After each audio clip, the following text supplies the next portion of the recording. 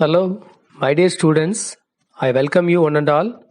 I am Talamburajan, economics teacher, Corporation Higher Secondary School, Puduramagishnapuram, Tirupur. Here, you are going to study about the new subject. Yes, it is economics. Economics is a new subject for you and also very interesting to learn. It is popular among the people because it studies about the human behavior and their day-to-day activities. Okay, now let us come to the topic production, which is given for you in your standard 7. Before we enter into the topic of production, we must understand why should we study this topic. Here is the learning objectives of this topic, which reveals the outcome of the study. See, look at the learning objectives. First one, to know the meaning of production. Here, you are going to study about the meaning of production. And second one, to understand types of production. What are the types of production to be studied here? And to know the factors of production. What is the meaning of factors of production and what are the factors of production?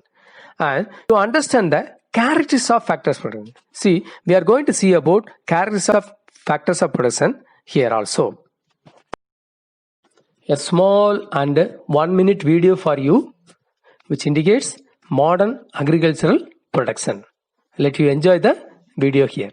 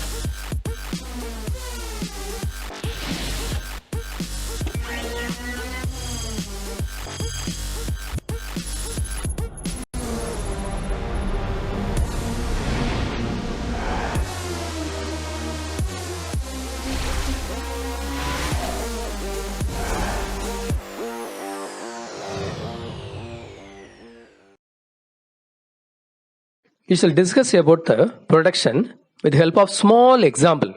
I think you all know about the sugar cane. See, during the Pongal days, everyone tasted nicely, isn't it? Am I correct?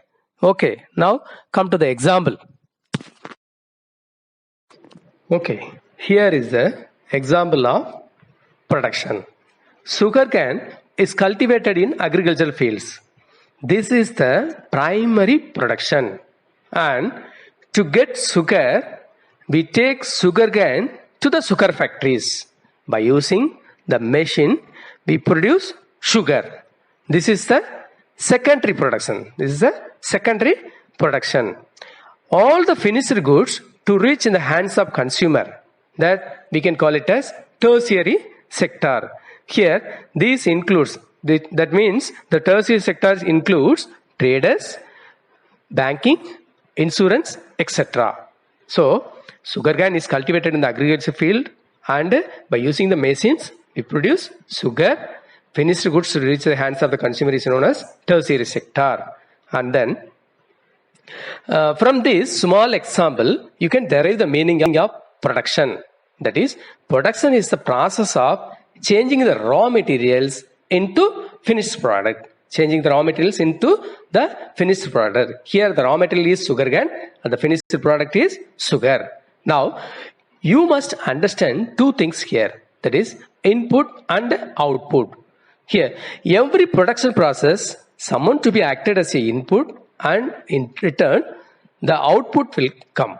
Here, for the production of sugarcane, the need of factors are, that is the inputs are sugarcane, machinery, labor, etc. And then the final output is sugar. Now, let us discuss about the production in detail here. Okay, now let us see the meaning of production. Production is the process of combining various material input and immaterial inputs in order to make something for consumption. That we can call it as output.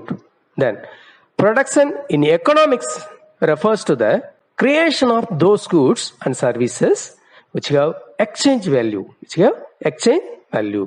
Now it means creation of utility. Production is nothing but it is a creation of utility. And then utility means bond satisfying power of a product. Utility means bond satisfying power of a product. Here, types of utility. There are three types of utility. They are form utility, time utility, place utility. Now, let us see what is form utility, what is time utility, and what is place utility. Form utility. If the physical form of a commodity is changed, its utility may increase. You look at the picture here. The cotton is converted into cloth. For example, the demand and uses of cotton increases if it is converted into cloths. Place utility.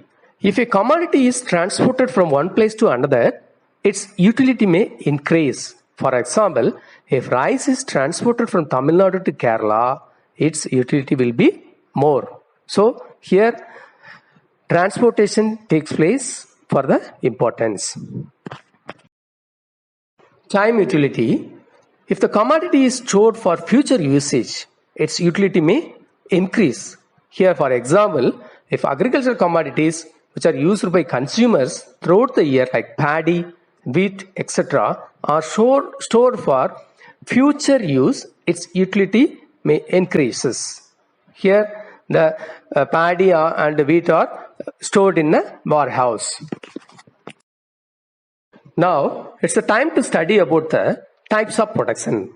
There are three types of production. They are primary production, secondary production, and tertiary production.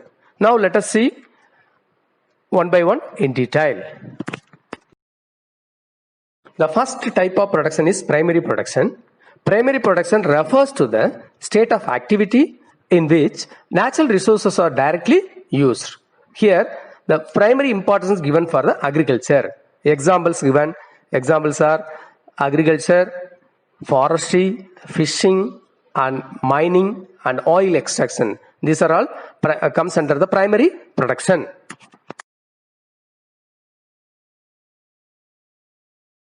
The second type is secondary production. The process of manufacturing products by using primary products as raw material is known as secondary level of production. Under the secondary production, industries are given prime importance. Some examples are given: manufacturing of cars, clothing, chemicals, engineering and building, etc. So these are all comes under the secondary production.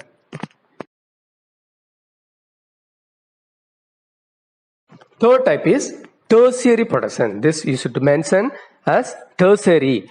Don't spell it territory. Okay. Now, tertiary production is known as the services which are not visible rendered by the teachers, doctors, etc. or to the economy. Some of the examples given: banking, insurance, education, health, and defense, which are all comes under the tertiary production.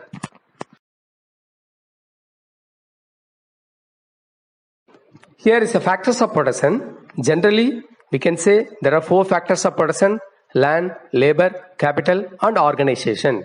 Here, first of all, you should know what is factors of production. See, factors of production are known as inputs of production which are transformed into output or products. There are 2 main divisions. What are they? First one, primary factors of production. So under the primary factors of production, there are 2 factors, that is land and labor. And secondary factors of production, here capital and organizations are 2 factors.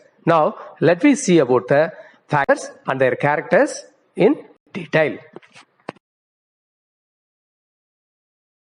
The first and foremost factors of production is land. Here, land as a factor of production refers to all those natural resources or gifts of nature which is provided freely to man. See, in our earth, we are enjoying lot of resources, lot of natural resources, which is provided by the earth, that is as a free gift of nature freely to man. For example, air, water, minerals, forests, rivers, lakes, seas, mountains, climate and weather. And then land includes all things that are not made by man. So that in the definition they have mentioned it is a free gift of nature. Now let me see about the characters of land. The first and foremost character is land is free gift of nature. Land is free gift of nature. And land is fixed in supply. Land is imperishable. Land is a primary factor of production. Land is immovable. Land has some original indestructible powers. Land differs in fertility. Land differs in fertility.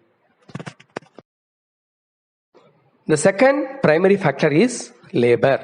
See, labor is the human input into the production. Labor is a human input into the production. So Alfred Marshall has given the definition for labor. So according to him, the use of body or mind partly or wholly with a view to secure an income apart from the pleasure derived from the work. So this is a most important definition given by Alfred Marshall for the labor. Now let me see about the character of labor. The first one is labor is more perishable than other factors of production. That is, human being as a labor, the life of man may come to an end in one day. And second one, labor is active factor of production. That is, labor can do the work actively in the society. And labor is homogeneous. All laborers are having the same quality. And labor cannot be separated from the laborer. Here, for example, dance cannot be separated from the dancer. And labor is mobile. If a man wants to get higher salary, he may move from one place to another place. And finally, individual labor has limited bargaining power. Here is division of labor. That is, the concept of division of labor was introduced by Adam Smith in his book An Inquiry into the Nature and Causes of the Wealth of Nations. Division of labor means dividing the process of production into distinct and several component processes and assigning each component in the hands of a labor or a set of laborers who are specialists in that particular process. With the help of an example, you can understand the meaning of division of labor. Here is the example for division of labor. A tailor stitches a shirt in full. In the case of garment exporters, cutting of cloth, stitching of hands, body, collars, holes for button, stitching of buttons, etc. are done independently by different workers. Therefore, they are combining the parts into a whole shirt. This we can call it as division of labor. Can you understand? Now let us see about the merits and demerits of the division of labor. So merits, it improves efficiency of labor when labor repeats doing the same work, that is same task. When they are doing the same task, it will give more efficient to him. And the division of labor leads to the use of modern machinery in production, resulting in inventions. For example, Morse telegraph codes. See here, if they are doing the same work, the work may lead for the inventions. And time and raw materials are used very efficiently here. Under the demerits, repetition of the same task makes laborer to feel that the work is monotonous and state. It kills the humanity in him. It kills the humanity in him. So if they are doing the same work again and again, they may bore and reduce the growth of handicrafts, and the workers loses the satisfaction of having made a commodity in full. Third factors of production is capital. Capital is man-made physical goods used to produce other goods and services. Capital is man-made physical goods used to produce other goods and services. According to Alfred Marshall, capital consists of those kinds of wealth other than free gifts of nature which yield income.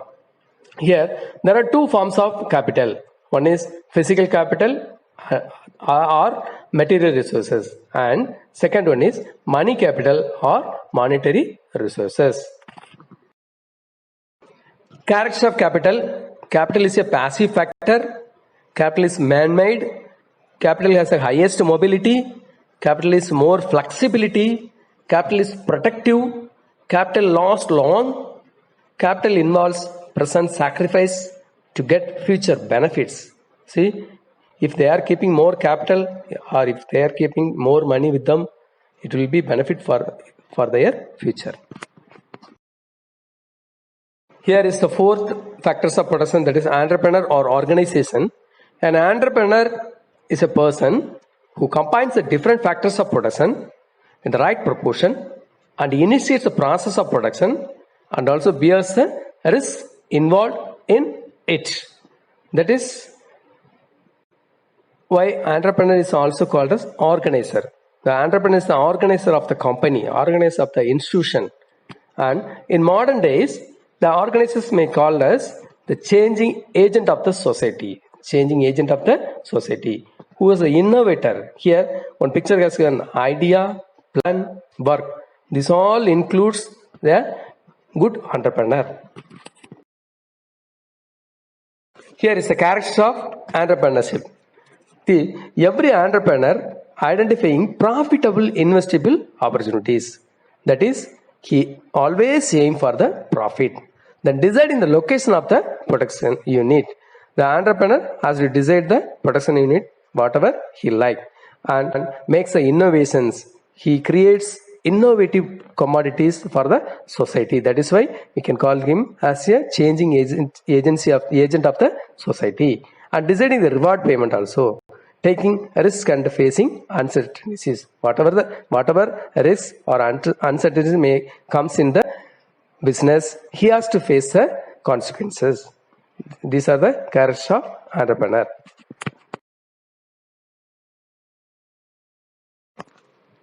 Okay, my dear junior economics students, it's a time to conclude the topic. See, here you learnt about the meaning of production, types of utility, that is form utility, time utility and place utility, and types of production, that is primary production, secondary production and tertiary production. And you understand about the four factors of production, that is land, labor and capital. Also studied the characters of all factors of production, all the four factors of production. I think you all enjoyed the whole session of the class with pleasure. Thanks for listening with a pleasant manner. Thank you one and all the best.